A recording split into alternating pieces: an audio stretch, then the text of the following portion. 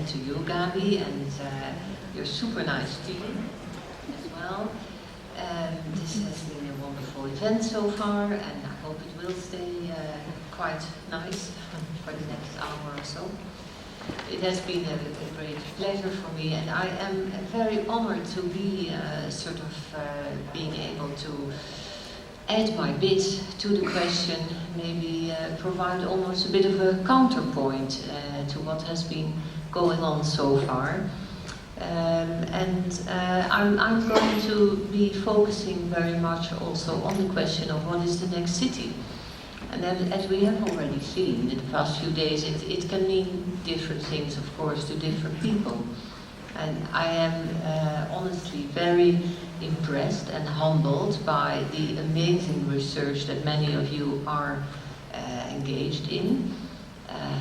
All the work that I think all of us do is ultimately in the hope that it will make for a better future. And that future is, I think, coming a little bit closer thanks to your dedication. My focus, though, will be on a particular aspect of the next city, but I will be addressing that from a very interdisciplinary viewpoint. I think maybe we can all agree on one thing, and that is that the next city, from its earliest envisionings and all the practices that we use to give that shape, is fundamentally shaped by what John Arry has called diverse mobilities, referring to the diverse mobilities of peoples, objects, images, information, wastes, and their complex interdependencies. The question I would like to ask is how we as architects and urbanists, and maybe programmers too, how can we truly engage with that? And thus the topic for which I actually borrow Graham Healy's phrase of network infrastructure forms that final point of this event. An event that took place, of course, in a wonderful building and in a very vibrant and raw and also unmistakably mobile city. So how can architects play a role in the next city when it comes to those heavily interconnected mobilities? I think it is a role that is so demanding that I think as a profession we need to bring everything we can to the table, and it all begins with how we interpret the nature of mobility and its relation with the urban world. As Graham Healy, who I mentioned before, noted in his book Splintering Urbanism, for the past 30 years or so, urbanists and architects too have tended to neglect network infrastructures and the flows and mobilities that they support. They have tended to focus overwhelmingly on the design space within building envelopes, rather than the networked infrastructure that knits buildings together, binding and configuring the broader spaces of metropolitan life. But if indeed this has been the main tendency, UN Studio has followed a different trajectory and has, among other things, very much focused on networks of infrastructure in cities. Currently, once again, this is a major undertaking for us. And so I would therefore like to take you through a project that we've been working on for the past 3 years or so. And it all begins with the question, how do we as architects interpret infrastructure mobility, the space of flows? I would currently recognize 3 major aspects of that. And the first necessity for me, for an architectural understanding of networked infrastructure, that is that it incorporates both the flows and the objects. And are they completely hybrid? A lot of parametric design seems to take that as its premise. But we, UN Studio, have never been completely convinced of that, and we still aren't. But if not as a complete fusion, then how exactly can we determine the relationship between flow and objects in architecture? I will come back to that later. But before that, another aspect. Because we also definitely need to understand infrastructure as both social and technical, and we need to be fluent in both languages.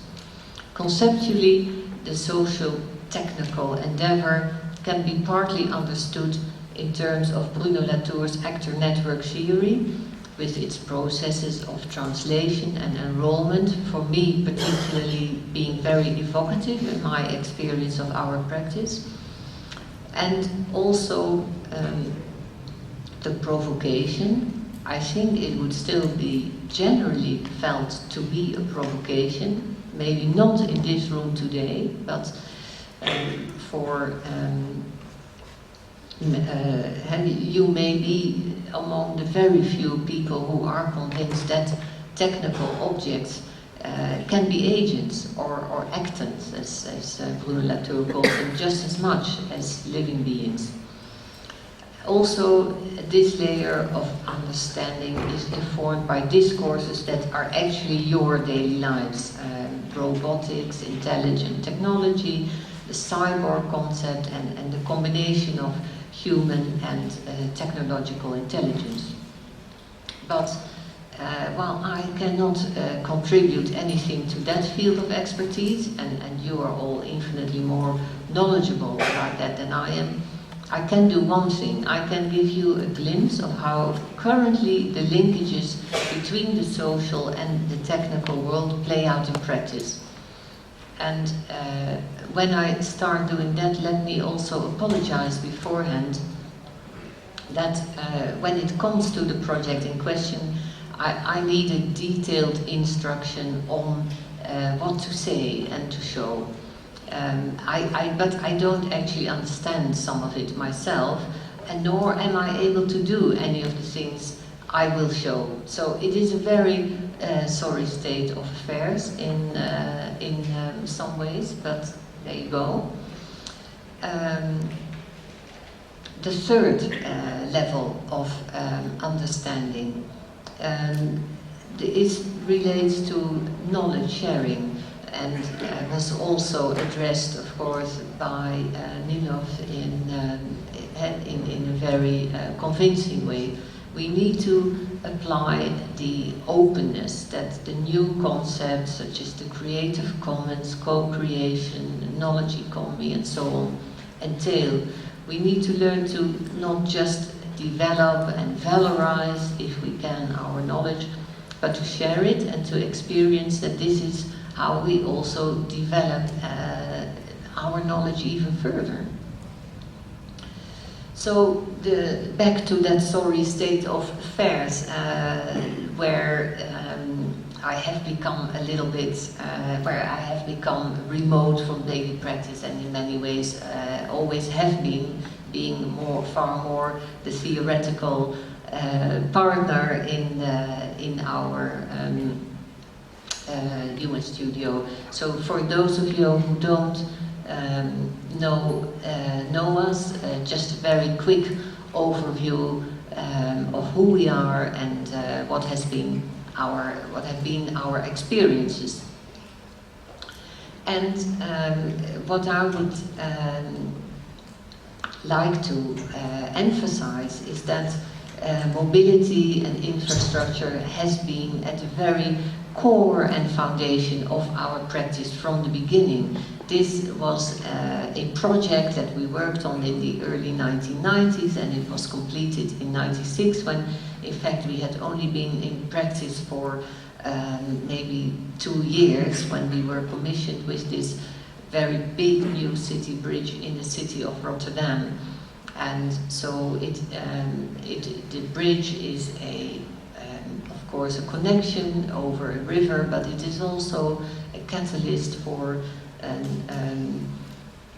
new developments on one part of the river, and it is very much a social, technical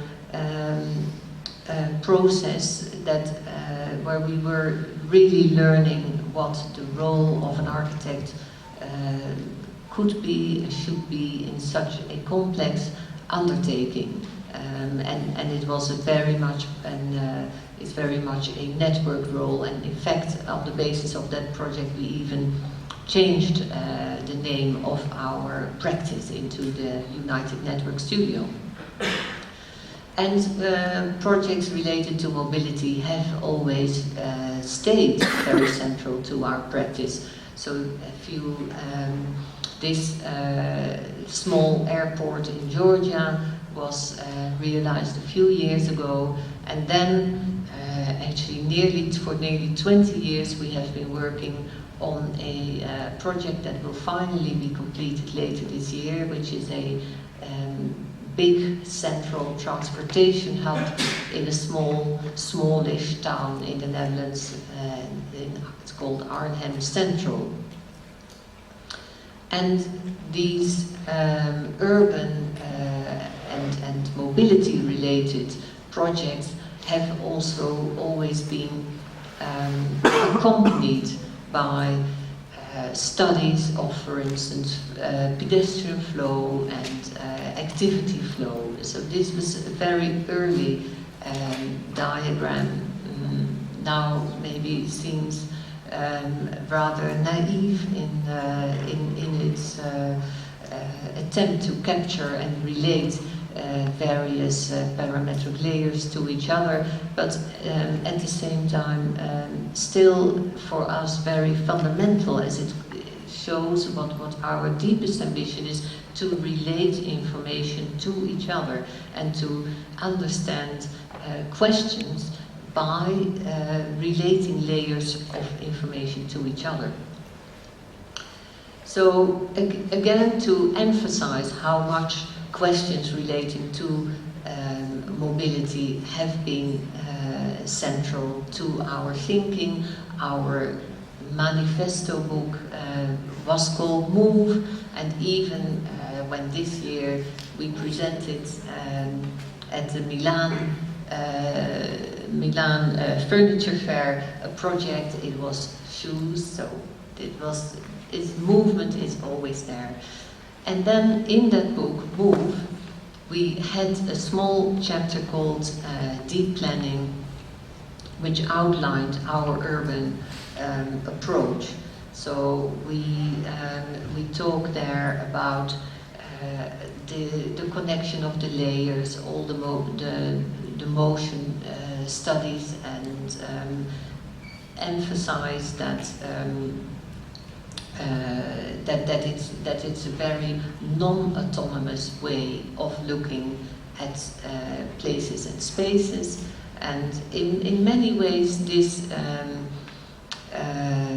this text still holds. It holds maybe more than ever. So it was a very strongly predictive text that we still fully stand behind, except maybe for one part, and that is the elusive nature of the thing that you finally produce, the object itself.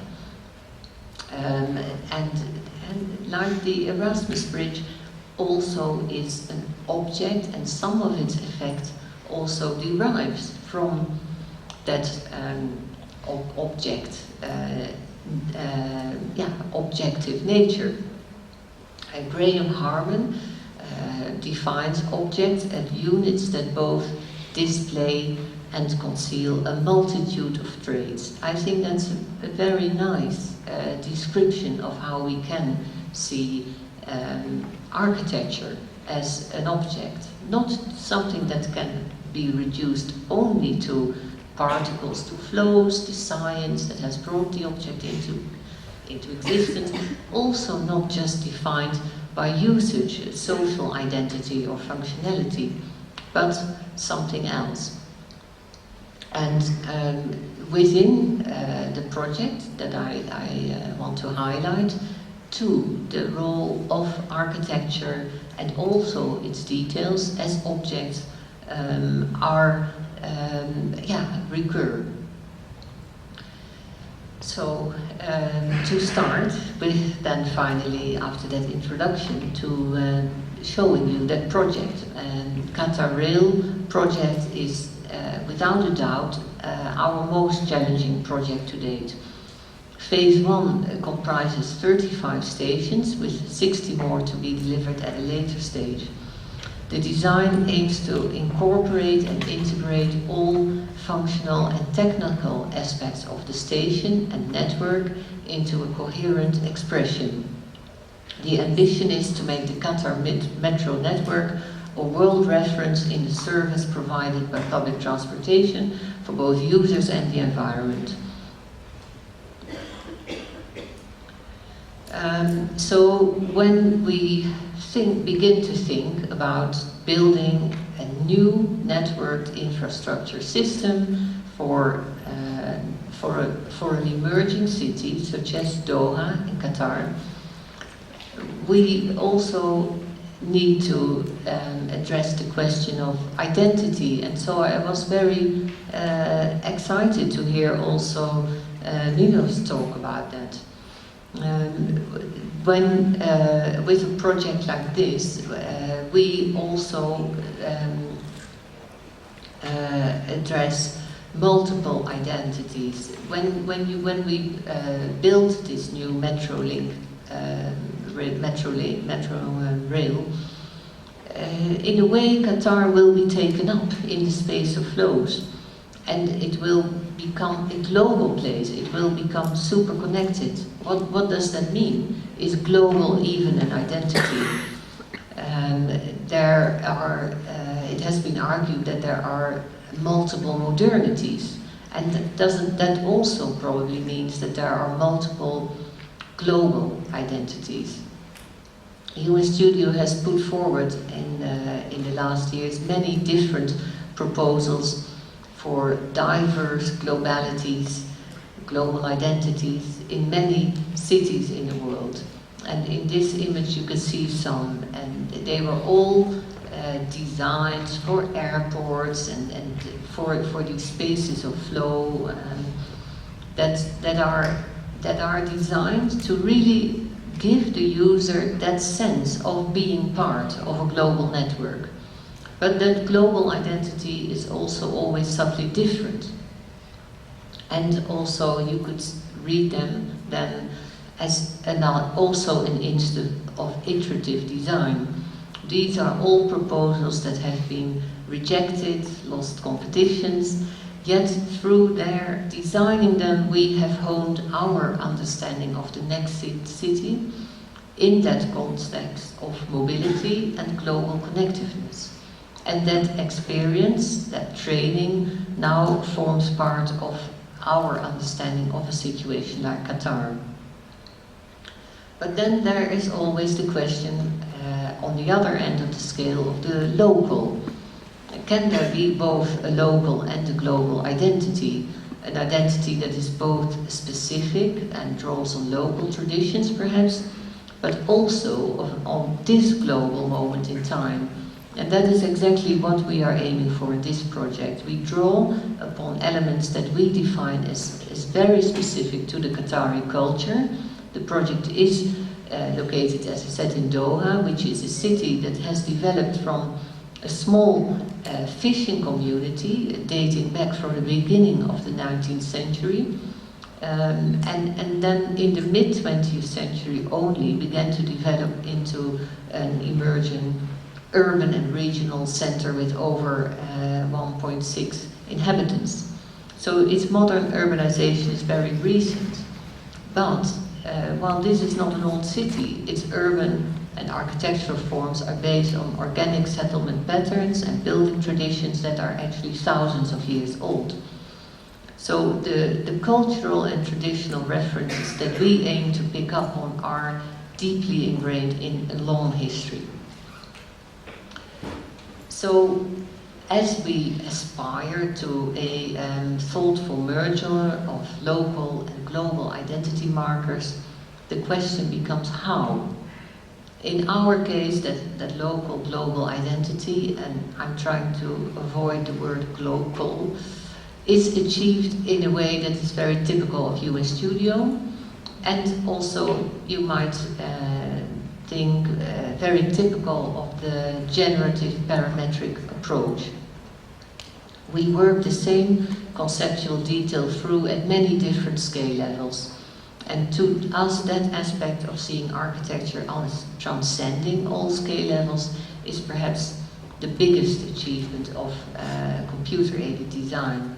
And we have, we are in many projects very interested in this transscaler approach. Key to the project, to the rail project in Doha, is the interweaving of identities, almost like a set of Russian dolls. The elements that make up the identity are repeated at the different scale levels. There are 3 levels. First, we have Qatar Rail as a whole, the network, which has its own identity. There are 4 different lines that will each project their own recognizable identity. And so that is the second level, and then the third level is the individual stations, which will become recognizable entities within their own context. So the network identity comes to the fore in the overall expression of the recurring elements that shape the architecture, and most prominently the vaults. And the line identity is reflected in distinct wall and floor treatments, as well as the material applications that orient and guide passengers. The individual stations derive their identities from specific features and strategic points. And these are all related to the individual context and provide a sort of curated content that will also give the metro network a broader cultural value. So there are 4 lines that each have a sort of theme related to where they go to. There's a coastal line, a university line, historic line, and which leads more to the center, cultural facilities, and a city line where commerce, knowledge, and exchange can form basis for themes. Now, our approach is also informed by the vast scale of the project, which is combined with a very strict time schedule. And because of that, what we have developed is what we call the ABM approach, which stands for Architectural Brand Manual. And so this is actually, it's not really a brand manual as such, but it just comprises a set of guidelines, architectural details, material outlines, and even scripts to ensure the spatial quality and clarity of the network. And the manual will be used by appointed design and build contractors to implement all the stations in phase 1. And in a sense, you could say that this approach embodies the conditions I mentioned before. Flow and object, the continuous back and forth between user experience and motion and orientation. Also, the techno-social approach is embedded in it, as it is as it is very much a collective effort, and above all, it is about knowledge sharing. Now, UN Studio began to be very interested in the topic of knowledge development and knowledge sharing maybe about 4 years ago. And the underlying question, you could say, was what does the knowledge culture mean for architecture? What is this about? How does this change our practice? So curiosity and a wish to relate to a contemporary trend, to be part of the zeitgeist, was really the driving factor behind it. Also, the wish maybe to recycle and upcycle our own products in a positive way. There is always so much material produced, we throw away so much creativity, so why not see if we can find a new life for those products? Plus, maybe there is another reason. Architecture has accelerated so much, the pressure is high, the fees are low. Sometimes there's not enough time to design in a project process, so to have a knowledge practice that you can draw on, maybe the only way to be still part of a creative industry. And we have also always been very interested in the studio and honing our studio as we hone a product. It's always about, as this diagram shows, all the processes that come into a studio. Again, it's about how they interrelate and how we can integrate them. That is our fascination.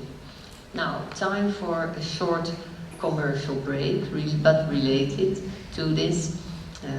I see already in the room the people this applies to. So, as knowledge and research are very important to us, we very much treasure and value the academic connections we have, and we are really interested in co-working with academic institutions, do that on a regular basis. So the next event for that will actually occur in a few weeks' time here in Sao Paulo, and some of the our younger UN Studio members will be participating in this workshop that you can see on the screen, and have asked me to bring that to your attention. There are still places for those interested. So back to our internally. So external knowledge development is important, and internal knowledge development as well.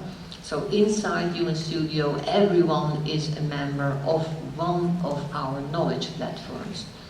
And the knowledge platforms is very important to stress. It's not random knowledge, they follow very much the practice. They are very profoundly related to our practice. And in a way, each of the knowledge platforms, there are 4, is very much related to the fundaments of our practice. So sustainability, organizations, how we put together our buildings, the parameters platform, so about what all you know, and also materials are the 4 areas that we distinguish. So again, why do we do this? Why knowledge platform? For the sake of innovation, for the sake of keeping architecture relevant primarily. And there may also be benefits to daily practice. This is Patrick McLeamy's well-known curve, and it describes the shift in design effort from later to earlier phase, and how that is, of benefit. And for us, it is particularly relevant to question what that means in an architectural practice to place a concentrated design effort early on in the project phases. And as the architects in here will know, those early stages, the concept design, schematic design, in certain projects there can be almost an endless number of design iterations, and for large projects it's very important to begin to control the geometric iteration, version tracking, and all these sort of things. So efficiency in design process is also a very important reason why we believe in knowledge development and knowledge sharing. And let's see how that has worked out in Doha. So what we are trying to do here is design 3 generic stations on which all the nearly 100 planned stations will be based. And then there's one specific station. So now we are really getting to it, and I will try to take you through our way of working with this particular project as best as I can. And as I said, some of it has been handed to me by the team. Some of that material I again interpret in my own way. So the three generic types, they relate basically to where the line is positioned. Is it underground, is it above ground, or is it one line, or is it multiple lines? When you look at stations in terms of the shelters that they provide, again, there are more variations that can be distinguished. There are very small shelters, there are shelters that are also bridges, sort of pedestrian crossovers, bridging the roads. There are larger shelters and elevated shelters. And they can also be combined in packages. Rather than designing each station in detail, we have focused on trying to make a system of modular ingredients that can accommodate many, many different conditions. And the special shelter of the large station is a special case which I won't go into at this time. This image shows what the shelter modules consist of. The assemblage includes, for instance, entrance modules, skylight modules, and daylight entrance from above is always very important in UN Studio projects, especially where it's heavily used public spaces. Then there's installation, MEP modules, and circulation models. These modules are all composed in a grid that can be changed and parts can be added. So, while on the one hand we try to reduce the variables which the many, many partners in the project will work with, so that it becomes manageable to realize this project in the tight frame I mentioned. On the other hand, we want to allow configurations that are unique, because we want to deliver stations that are generous, light-filled, welcoming, and so on. And these are all qualities that depend on the high level of finish and execution. It is necessary to be highly adaptive to the specific location. So our approach to modularity has to be expansive and not reductive. Here we see a matrix of all the elements that are needed to establish the various interlocked identities of the network, the N, the lines, L, and stations. And we can see which focus, from a matrix like this, we can see which focus points recur where, which are the elements that will benefit most from a modular approach, and also where is there opportunity to establish recognition for the user, so that as a user you will feel, oh yes, I am still on the green line, for example, or so I'm still on it, I'm going in the right direction, I will now be passing this stop and my station will come, and all these things that make the use of public transport reassuring and comfortable to use. Now I want to zoom in on one of the most prominent identity markers, which is the vaulted roofs. And we chose this as something that celebrates local cultural traditions. If handled in the wrong way, such a strong reference to tradition can become cheesy. And we are aware of this, so we must take really extra care to make sure that each and every vault line is exactly right to convey the perfect mix of contemporary, global, local. So, as I said, the stations will be designed and built by literally hundreds of different contractors. So how do we control that they will build the right curve? As each context and each station package is different, and we cannot design everything ourselves, we must find a way to break down the vault into something that is individually reproducible. And then how complicated are we going to make it for everyone? Are we going to go for the single curve or the double curve? The study turned out that it was actually not very much different, so we could go with the double curve. It was technically feasible. The curve is then broken down into 5 points. At point 2 is at the level of a height level of a person, and 0.5 is the top in relation to the elevator door. So with the proportional distances between the 5 points, if you respect them when you design and build this, you should not get these sagging, floppy downward curves or pointy arches. But we must get the exact right curve. Then we try to do even more to help and share our knowledge. The 5-point curve diagram has been translated into a Python script.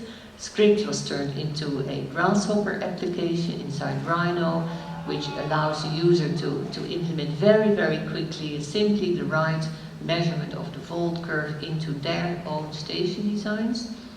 The user only needs to draw these two triangles in Rhino and then check in the brand manual the definition of whichever of the vaults they are working on, transferring the numbers on the diagram to the slide ruler, and the script then creates the right vault automatically. But still, we worry that they might not get the curve right. And that would be a disaster, and because we rely very much on fantastic detailing. So what we did next was improve the script and incorporating all the data of all the vaults, and now the user does not need to check the brand manual anymore. The right measurement is uploaded straight away, and the double check is incorporated in the form of a window. And something we had done before in the Erasmus Bridge, which was set built in the early 1990s, was reduce the complex geometry of that very faceted shape to 3 mathematical primitives, and here too there is a geometrical reduction. There are 6 basics which are combined in different ways, and the same script produces all the basic models for different situations. The basic models are combined in different packages and creating a whole catalog of ceiling models. And here's another script that has been produced for the project inside US Studio. I forgot to say, this has all been done in-house, and we're very proud of our guys who can do that. There are not so many of them, and we value them highly, and it's like the top scorers of the team, but I won't name them because in the past some of them have been poached away by other practices, and that wasn't very good. Anyway, this is the verification script that was made, and this is useful for US Studio ourselves to check when we get 3D models or drawings from contractors to see if the definition of the vault is according to the brand manual. And there's a quick overview of the whole verification process, and sometimes architecture is just a hard slog, lasting years and years. So the brand manual has been made in such a way that it's very easily legible. We don't know who will be using it, we don't know all the contractors. So only visual descriptions are used. We show, for instance, what the desired result is, green tick, and comparing it with undesirable outcome, red cross. So again, no saggy bows, no pointy arches, and all these details are put in there like that. Again, the verification process is also highly scripted. A scenario approach is used to bring a quick overview to the verification process. You can quickly scan through to see which situation applies to the deliverable that you are checking. Now, the next part of the process, and less of a success story, but as we all know, we cannot only have success stories. So the next section of the presentation details also years of study into a material application that's now highly unlikely to be realized.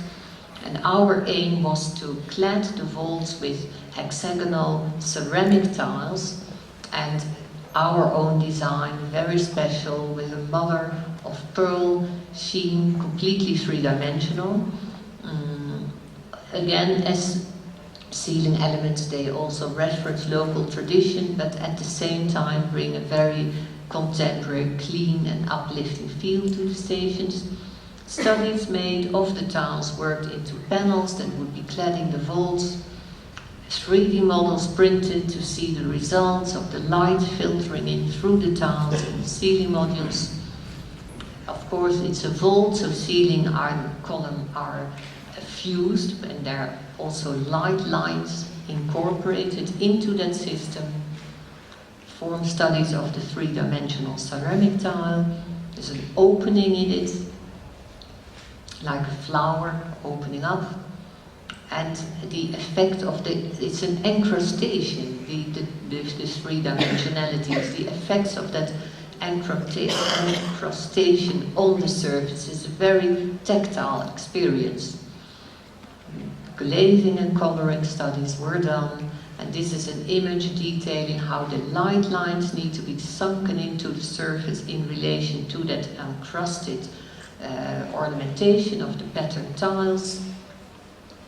Then some technical problems emerged. We experimented with a sort of less three-dimensional tile, still has that pearlescent effect, but no longer fully 3D ceramic tile. These are the mock-ups of the originally envisaged tile, and they're right next door to my office, which is like a huge room, a sort of Aladdin's cave, full of samples and mock-ups.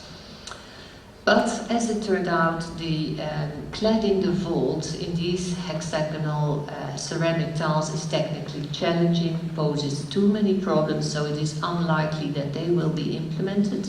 But I still thought it would be interesting to show you as both as a separate case study and also as part of showing you what goes into a large-scale, generic, specific design process.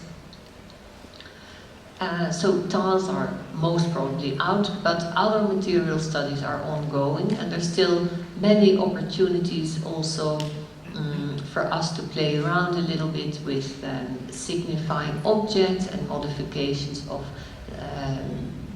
symbolic configurations. And those of you who know our Mercedes-Benz museum know that we are very interested in playing around a little bit with these symbolic identities and logos. This is our time, the ceramic tile you also just saw is also played on the logo of Qatar Rail. Logos are ever present, so what do we do with them? Do we ignore? But why close our eyes? You can also choose to engage on your own terms in a very positive way. So now the logo is also turning into furniture elements that will be placed in the stations, and that modular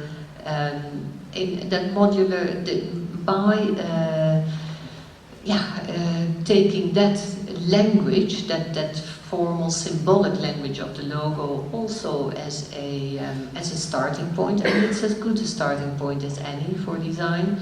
It also helps to contribute to that coherence, and coherence also in that environment that is that will help achieve the sort of quality that we want.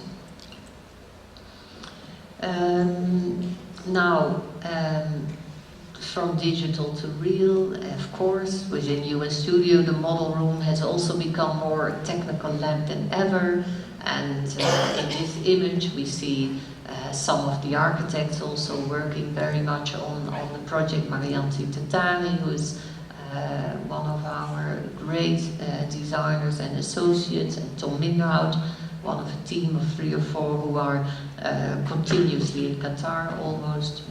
Some of the processes we use, our equipment that is being used. Now, what I also mentioned, the social technical object, the social technical process. So it means the collaborative process is also very, very important to a huge project like that. And so to see a network infrastructure as a social-spatial hybrid is also essential. And it includes very intense working processes with inside teams, but also outside, and also engaging, of course, the authorities and the decision makers in place. Finally, and most recently, we are now, funnily enough, after years spending on tiles, we are now also broaching the larger scale, and recently we have started to look at spaces surrounding the stations. So we have now developed a series of master plans for them, but it's too early to share those. I will just again focus a bit on our approach and give a very quick glimpse to you of our approach to this aspect of the project and the possible scope of the urban design. And as this initial slide shows, it is our approach to urban design in general. Our urban unit is grounded in a set of priorities that guide us. The urban tools that we use include sketches, models, spatial analysis, and also some bespoke computational tools. We have now specific in-house programs for that, GIS. And again, movement studies always formed a leading factor in our design decisions. So the investigation of, but also by now experience with, and so therefore tacit knowledge of crowd movement and density, direction of flows informs our choices. With different user groups in mind, we are prepared to accommodate the different residents, employees, shoppers and visitors, and are also aware that each group has its own needs and its own behaviors. We also know what we're trying to think what will happen. There will be an increased demand for accommodation and for workplace near the metro station, as we will see its use and people become accustomed to use it. From the national to the neighborhood scale, this is a connected network of urban spaces. And sometimes proximity between stations is very close, so neighborhoods can be connected and urban development is continuous in between them. And so public transportation also introduces the opportunity to bring a little bit of the walkable city back to Doha. The distances between the stations are very short sometimes, and the overlapping areas in between the stations can therefore be especially valuable from an urban point of view. So far, this is what we have done in terms of the master plans around the stations, and again, it was at a formidable pace. The guiding principles for the master plans are shown in this slide. So use mix, having and especially having the station very much at the heart of the neighborhood and walkable spaces. Here too, computational tools are brought in the mix to give quick insights, and in this case into possible floor areas that can be realized in a direct vicinity of the station. A customized grasshopper script has been developed internally again to help our urban unit accustomed to the very quick working process, allowing us to model, and in this case a road network, for instance, very efficiently. And that brings me now to the conclusion of this presentation. I hope that I have given you a glimpse of what so much of the work that each of you are doing can mean for practice. We do not have the focus that you can bring to your research. We don't have the time span. And instead we are continuously juggling forces that pull us in many different directions, and we It's difficult for us to pursue as one line of thought consistently, but we are forced to quickly try to connect all these different thoughts together. But luckily, with the new studio, we seem to also thrive on that. So in my conclusion now, I also want to go back to my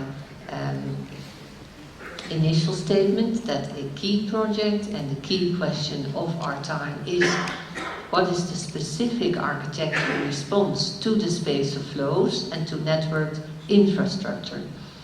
And I think that if, as architects, we want to be relevant to that and to give a really meaningful reflection of the space of flows, we really need to be able to handle them. And the creative tools that we have been discussing in these past few days are essential to that. We need to be skillful, enterprising, and knowledgeable agents that can operate the increasingly complex and demanding social-technical network. And that, I think, is where our joint future will be. So thank you very much.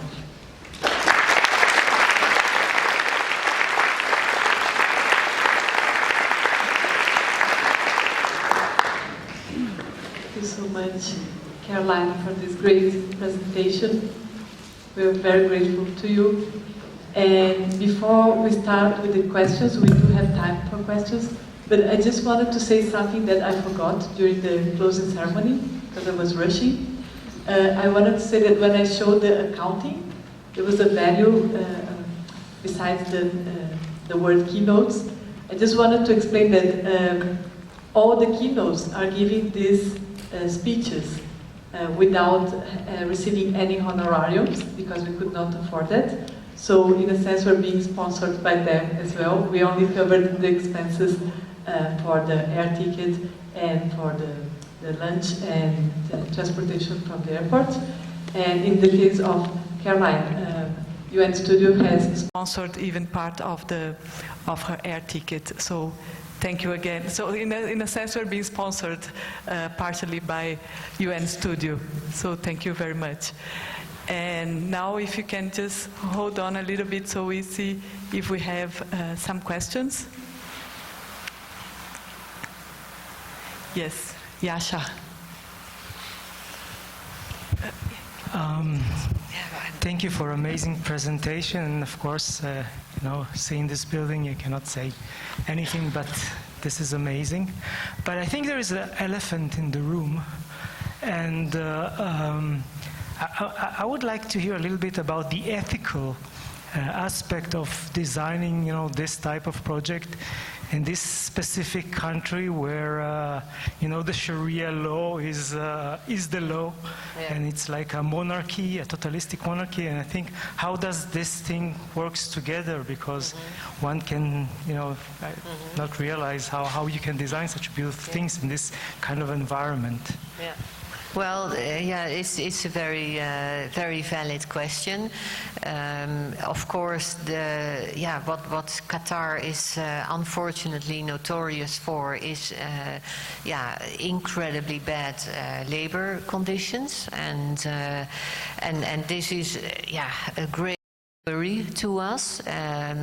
We have the feeling that I think this one is better. Yeah, thanks.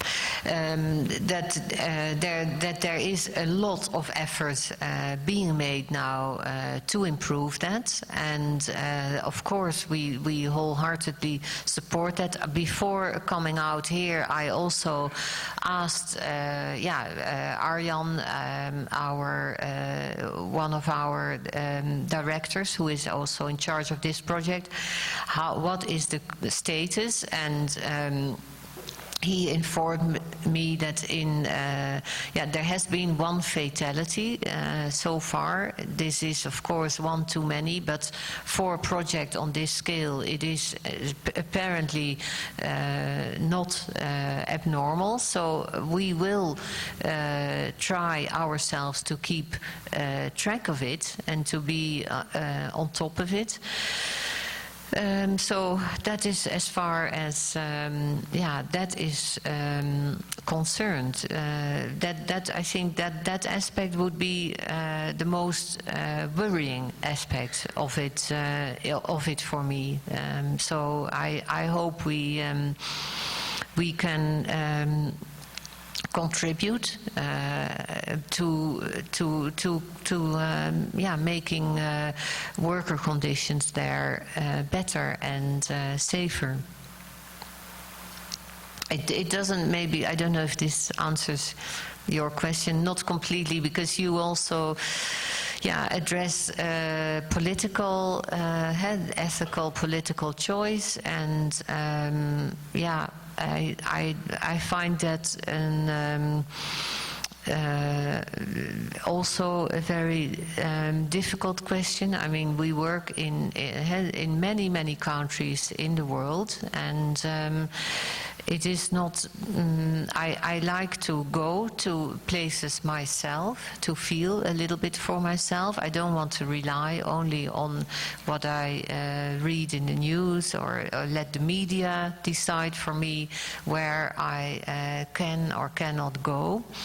But if I were to rely on that, I think I would be able to go to maybe 7 countries in the whole world. So I just need to see for myself. Yeah.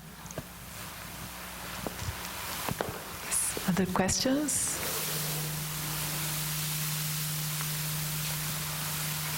Yes, over there.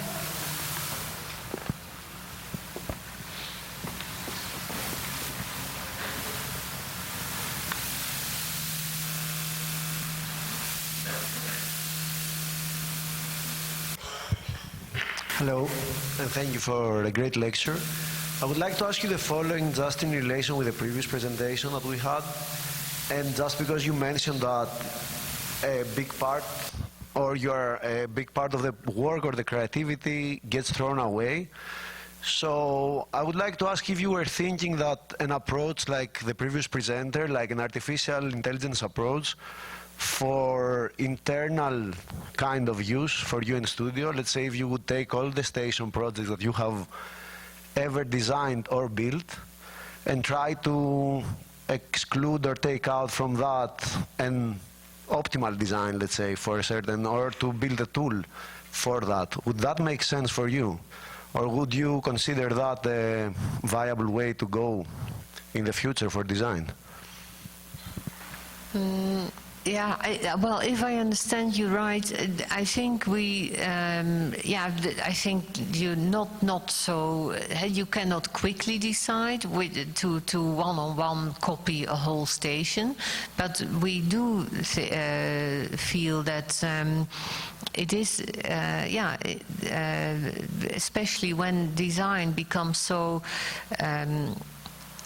Stretched or so squeezed, and there's so little time for a design process, it can be very valuable for architectural practices to develop a knowledge sort of these knowledge practices where you store your earlier efforts, and it used to be always incredibly negative thing to say, oh, you're just going to reuse your old plan, but we now can think of it maybe as a sort maybe a sustainable practice in a way to not copy a plan, but to revisit your thoughts. Yeah. Hi, I'm from Turkey. Thank you for your lecture. I'm wondering, like, how this project does actually intersect with the people of Qatar, like socially, because they have their experiences in this high-tech building or stations, but do you actually also carry some global I don't know, directions in the project? Like, I saw a lot of spaces in that section. Do they offer them some other things, like maybe some education functions? I don't know. Have you ever thought of stuff like that, or just you made an analysis and then passed to that computational design? I mean, that's always for me is does architecture finish and then computation starts? This project is a little bit, how do they intersect, and how the architecture and people intersect with that computational surface, I mean. Right. You mean your participation, you mean community participation in the project? Yes, that's yeah. exactly. Yeah. Yeah, it is. I think that it is not really been much experiment with that for project on this scale. I think this may be a shame for architecture in general.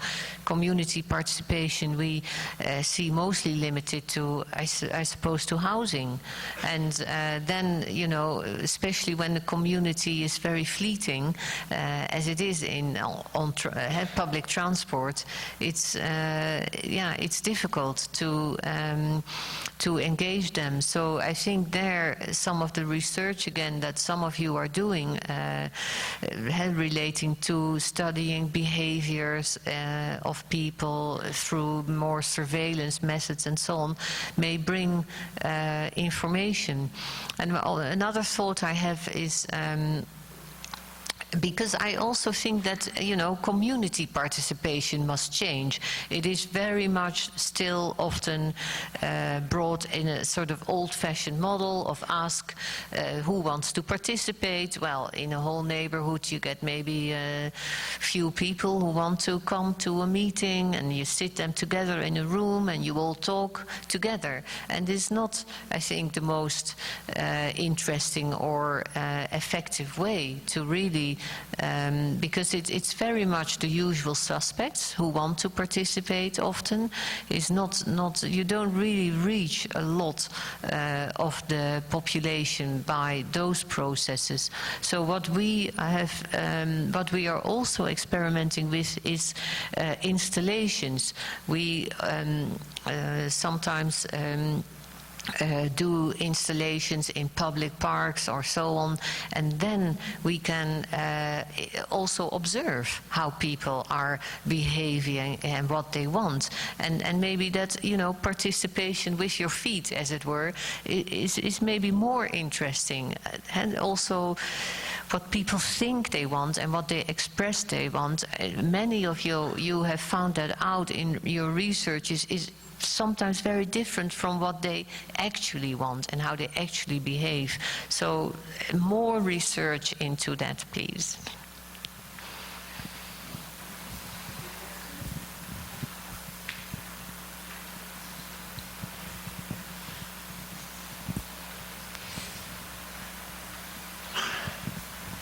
Hi, thanks for that fantastic talk.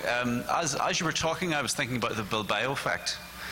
The potential of architecture to serve as catalyst, and I was wondering to what extent has your studio meditated on or considered the potential for the catalytic effect of something like this, which really dwarfs something like Bilbao. Yeah. Well, we actually, in a way, heavily bank on it because, of course, we want people to use public infrastructure. If we don't have a sort of effect that people are attracted to it, it will be difficult to get, especially in a society like Qatar, to get people out of their cars. So we very much design for people to want to use that and to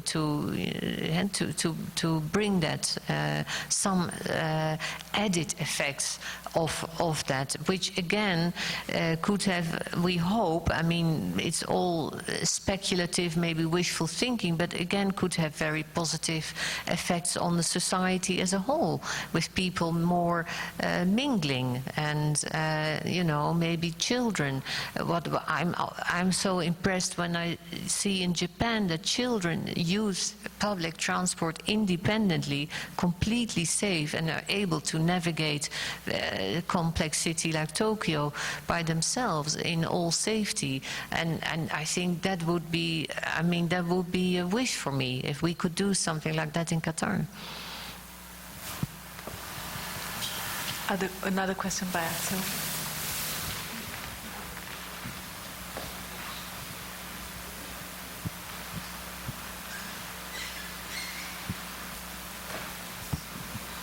Thank you for the great presentation. I have a question to the comment you made on the particular interest of your studio on thinking also beyond the envelope of the building with the network effect. And regarding to that, how much do you think and discuss things? Let's say the client requests 100 stations, but analyzing maybe brings back that you only need 30 stations, and maybe self-driving cars or other mobility, flexible mobility solutions may actually also help to reconsider the architectural reflex, let's say, right? Which is of course against the need of the practice, but it may be maybe the better result, let's say, if you do a careful analysis, instead of, let's say, putting a huge amount of infrastructure into something that may be changing quite rapidly in the next 30 years. To how do you consider such trade-offs, let's say, and do you actually include that, which could also mean non-architectural basically results or proposals, or basically educating the client to reconsider what they want based on, let's say, a network level and urban level analysis. Does that ever happen or has that happened in the project? Yeah, I think it happens maybe every day, but in very sort of almost unnoticeable ways. You have to really take your time. Again, Arjan, who I mentioned, has become incredibly good at also, because he also did that Arnhem Central project for us, and so he is very good at already sensing when something can be discussed or not. It takes a lot of time to be able to bring certain discussions to the table. As an example of that project, we have in that we have on the station platforms of Arnhem Central, we have a sort of V-shaped columns there, and there is a sort of a little ledge on them in between, and which we wanted to transform into a little informal bench. It was not possible, not allowed, not safe, etc., etc. So we say nothing. But months later, they come to us because people are sitting all over the place. Can we please make a bench for them? So we, you know, from experience, anticipating things is maybe it has been working sometimes better than the confrontation, the sort of discussion where we say, do you really need it? It would be difficult for us. I also don't know. I assume maybe there have been people calculating for 20 years, you know, also not very stupid people on this, and then we say, well, you know, we've been thinking about it for 5 minutes, and we question your motive. So. Yeah, it is, but we should probably, as with the knowledge platforms and seeing architecture more and more as, you know, a virtual project, that those discussions will come up more and more, and the clients do now come to us with very, very open questions. They just have a problem, and they so it's we don't have to correct them or educate them. It's already quite a fluid exchange. But nice question. Any other questions? Yes, here, please.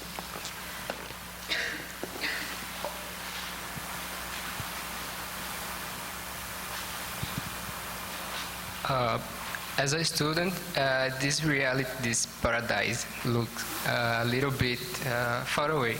So I want to ask you a tip, life hack. to, as a student, from a professional to a student. What is the question? Can you repeat? He's asking for a tip, for a suggestion. Yes. What would you give to him as a suggestion? What As a should he student. do? What should he do?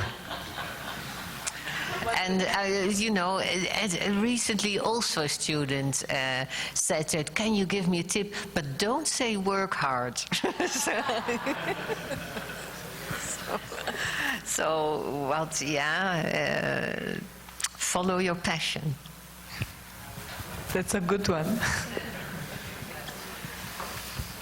Yeah. Any other questions? Well, you know, I am going to allow myself to ask a question as well. But please just stand in the light so that people can see you. Okay. I've been doing a lot of work with shape grammars. And one thing that we usually say, but this is in the studio, in an academic environment. And one thing that most shape grammarians say is that it's good to have these design rules, because then you can have a large team, and then everybody's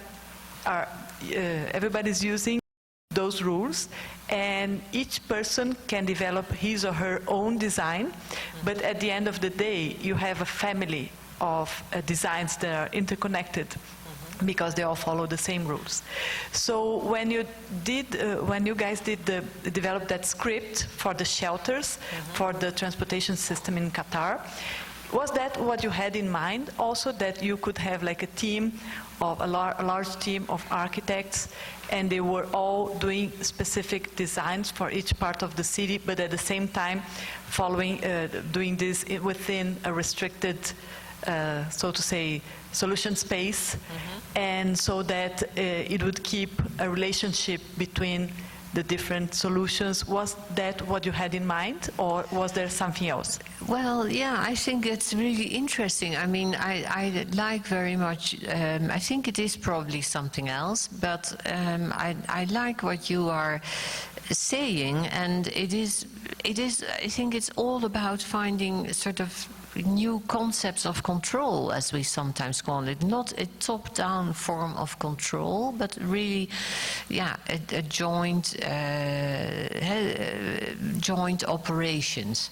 And in this case, it is design and build, and that is, I think, maybe.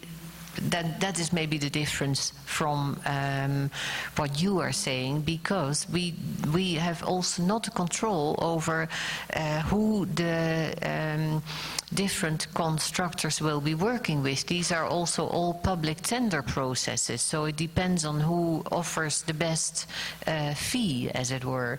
So we cannot only rely on everyone being on the same page and wanting the same creativity.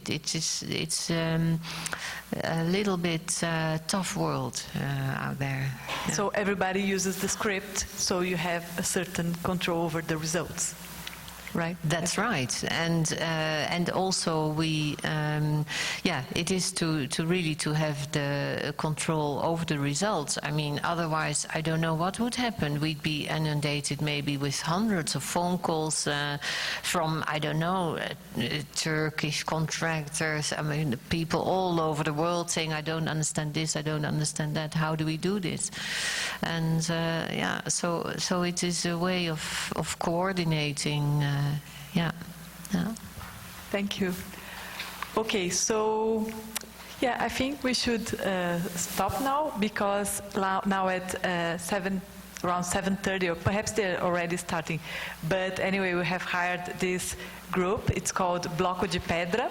It's a famous maracatu group in São Paulo, and so everybody's invited. It's upstairs at the street level, and they're going to start the performance very soon. Thank you for coming, and thank you again, Caroline, for this great